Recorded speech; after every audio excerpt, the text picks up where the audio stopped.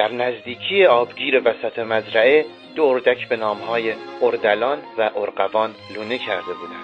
اول بهار بود و اونا با عشق منتظر بودن تا تخماشون جوجه شه. الانه که به دنیا بیان، بهتون تبریک میگم. وای چقدر خوشگله. اسمشو میذارم ارسلان. این یکی رو نگاه. اسم اینم باشه ارمغان. اما سومین تخم با تأخیر به دنیا اومد. وای تقاری رو بابا. راشم اونو داخل اردک حساب نمیکرد.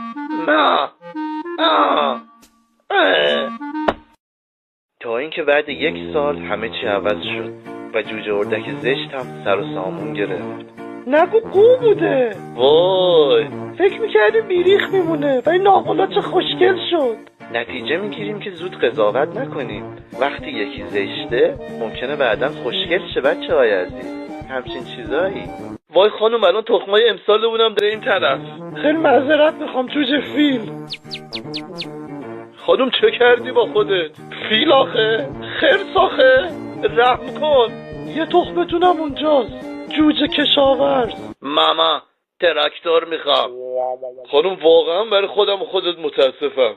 نتیجه گیری قبلی رو ولش کنید و فقط سعی کنید قبل ازدواج حسابی تحقیق کنید بچه های عزیز.